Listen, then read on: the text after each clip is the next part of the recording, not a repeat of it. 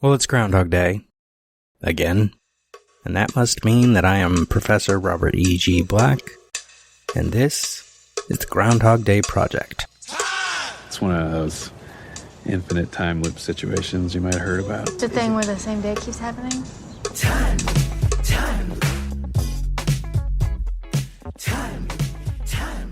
I wake up every day right here, right in Punxsutawney, and it's always February 2nd. The last revision is what counts, apparently. Minute 33 of Groundhog Day. We're a third of the way, right? Because the movie is only 101 minutes. So, good job us. Or me. Whatever. Yeah, it's all me. You don't exist yet. Minute 33 of Groundhog Day has us in Ralph's car, Gus in the passenger seat, Ralph in the middle, Phil is driving. They have just left the bowling alley, and Phil has just said, let me ask you guys a question. I pointed out last minute that Ralph and Gus are essentially the enlightened fools of the story. In this case, the drunkards. Oh man, if I was at home, you know what I'd be pulling off the shelf right now probably is, Three Drunkards Discourse on Democracy, or what's the full title of that book? Oh man, I did a paper on it in college when I was a history major undergrad. But it's a funny book. It's these three guys who are supposed to be drunk and they're just having a conversation about politics. And that's it. That's the book. But because they're drunk, they just speak their mind and say what they mean. So, Gus, I guess it is, says, shoot. As in shoot, go ahead and ask the question. And Phil says, what if there were no tomorrow? And Gus is quick on the response, man. He's like, no tomorrow? That would mean there would be no consequences. There would be no hangovers. We could do whatever we wanted. And if you watch Ralph, he is so happy by this news. He's so excited by this prospect. And we go to Phil. He's like, that's true. We could do whatever we want. He is driven into the town square at this point. I think up the same street that the van went up way back when they entered town. It's hard to tell out the window, but I think that's where we are. And then he turns and deliberately drives into a mailbox.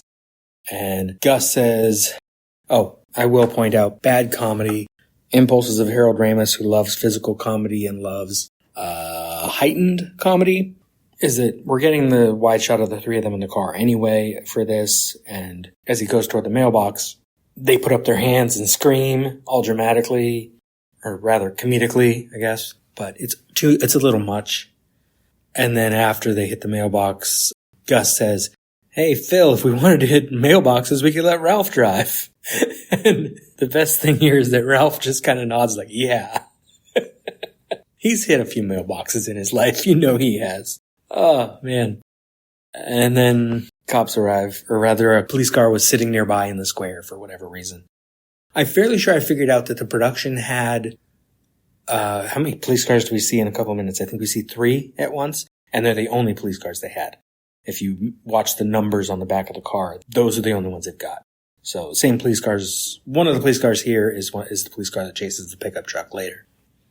But police car, lights, guy just crashed into a mailbox. I don't know if they could tell it was deliberate, but they could tell that it happened for sure. Gus says, whoa, hey, Phil, I think they want you to stop. Phil says, hang on. And he deliberately, swerves around the next corner. He's going around the square. So he is at this point speeding past the courthouse, and then he's going to come around the corner by the Pennsylvania Hotel. But out the windows of the car, it's hard to navigate. I did map this entire thing in my blog so that I could take pictures of every place that they drove here, because parts of it don't make sense. They are driving down one street. Amusingly, when he is backing up, he is actually backing up a one-way street. So I think he is technically going the correct direction on that street. He's just doing it. The car is the wrong way. We're not there yet, though, because he's like, hang on. And then he's ranting, and I forget, somewhere in here the police car crashes because it's coming around the turn just like he's going a little fast. And over near the corner, old man's corner, basically, Ned's corner, if you want to call it that, is where the police car crashes. And Phil goes up that street toward back toward the bowling alley. He's leaving the town square again, going north.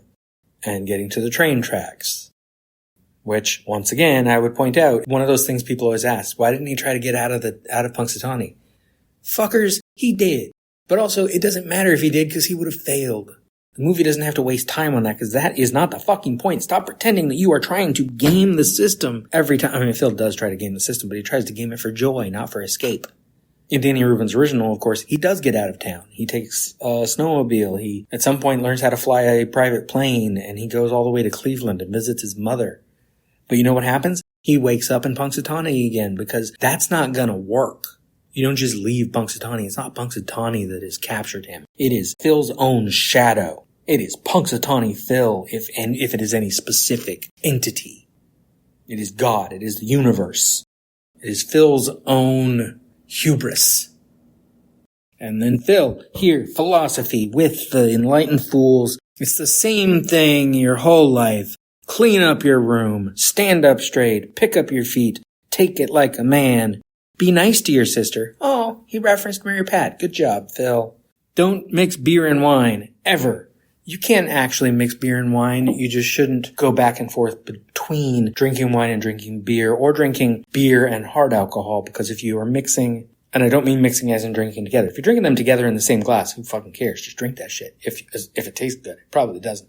I guess a Boilermaker is mixing, what is that, whiskey and beer? What do you put in a shot? I've never had one. I don't like beer. But you can mix them literally. But if you are drinking at night, you don't drink beer and then drink wine and then drink hard alcohol because you can't maintain a consistent level of alcohol intake, and you won't know exactly how drunk you are until it's too late, potentially. If you're just drinking beer, you will have a pretty good gauge of how it's working in your system. If you're just drinking hard alcohol, you'll have a pretty good gauge of how it's going. Same with just drinking wine. So yes, it is good advice. Don't drink beer and wine in like one event at a bar or whatever. So it's not just don't mix beer and wine ever. Oh yeah. I love that he says this like it's a saying people say all the time. Don't drive on the railroad tracks. And he has come to the railroad tracks. The train station is behind him. If he wanted out of town, this is why I was getting to the out of town thing, he could have jumped on a train. There's a fucking train about to go through town. We're going to see it in, next minute? Minute after? So if Phil really wanted to get out, he could. I don't know what time it is now. It's dark, but also it's midwinter, so it could be like 5 p.m. And as I pointed out last minute or the minute before, Ralph and Gus have probably been drinking since noon. Hell, they probably went to the bar as soon as they left the diner.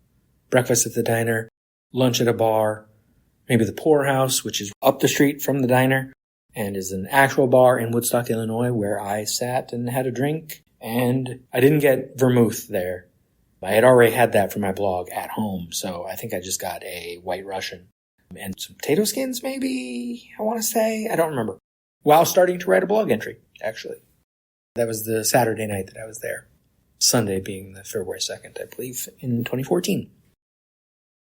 He says, don't drive on the railroad tracks, as if it's just a saying, a thing that parents have to warn every child about. I mean, you shouldn't drive on railroad tracks in your car, because it's really going to fuck up your suspension, because there's a lot of bouncing, as we'll see. But also, there's trains. If you're driving along them like he is, turning off is probably not that easy. I'll talk next minute or whenever it happens on how they do the comedically over-the-top steering, lean into it thing. But you almost would have to steer like that in order to get over the metal rail of the train tracks and get out of those ruts. Which, metaphor, Phil is deliberately driving into the ruts. He is in the rut of the train tracks, going over the bumps, and that's just life, and it's still in a straight line, and there's a train coming. That is like, I don't know, death. Death is coming for him, and the only option he has to make his life more interesting is to steer the fuck off the train tracks, get out of that rut, and crash into a giant groundhog. And some cars. Which that lot is just diagonal off the southeast corner of the town square. Sorry. Every time I'm saying directions for the town square, I have to picture the map in my head to remember that I get it right. That is all for minute 33. But yeah, they're about to drive on the railroad tracks, even though you're not supposed to. Does Phil not clean up his room? I mean, to be fair, in one version of the script, he does trash his room. Does he not stand up straight? I mean, that's debatable. Does he not pick up his feet? Also debatable. Does he not take it like a man?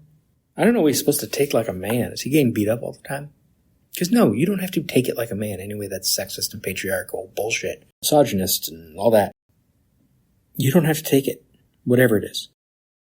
Like a man, like a woman, like a whatever. And I don't mean to say that that people who are non-binary should be called whatever. I just mean whatever you identify as, you don't have to take it. Whatever it is. If there's a way to push back, a way to fight back, a way to get out of the way of whatever it is, do it. Be nice to your sister. No, that's good advice. I had 6 sisters. I was not always nice to all of them or any of them. I'm still sarcastic and whatever when I'm around them. I don't see them that often lately. Don't mix beer and wine ever. I already talked about that one. I don't like beer, so not a problem. Wine's okay, depending on the wine. I don't drink that much, so if I happen to get a drink when I'm go to a musical or something. For example, when I went to see Groundhog Day, I saw Groundhog Day last year down in Long Beach. Actually, I did not get a drink because I don't know if they had alcohol. They might have had drinks, for sure. But it was in a church. The church was the theater. But if I go to the Pantages or the Amundsen, I might get a drink. And I'll get a White Russian. That's my go-to. Or a Black Russian if they're out of cream. Or if I need some caffeine. Right now I could use some caffeine. But I'm about to have a class, so I can't have a Black Russian. Also, I don't think there's a bar on this campus. Yeah, that's what I'm going to do after this episode. I'm going to go have a drink. No, that's not true. I have water in my water bottle here. And I've got a kind bar if I need a snack before class. And I'm going to try to record one more episode before my students start showing up. So until next time, we get to minute 34 and them driving some more on the railroad tracks and leaving Woodstock temporarily. Take care. Take care of yourself. Take care of your friends. Take care of your loved ones, your family. And I do differentiate there because your friends and your family might not all be loved. But take care of them all as best you can. People need it. And if you need help, take it. Accept it. Knew you were going to say that. This has been a production of Lemming Drops Studio. You can find links to more at lemmingdrops.com or join the Facebook group Lemming Drops Studio Tour. Also, you can support all my shows at patreon.com/lemmingdrops. What is wrong in the end which never comes? Or which comes again and again, lapping, like waves. Since the Big Bang set everything in motion, everything that happens in this universe has to be the way it is. Particles unfolding the way they're destined to. How do you sleep at night? You've never seen Groundhog Day? Yeah, Groundhog Day is not a documentary. Remember when Groundhog Day was just a movie?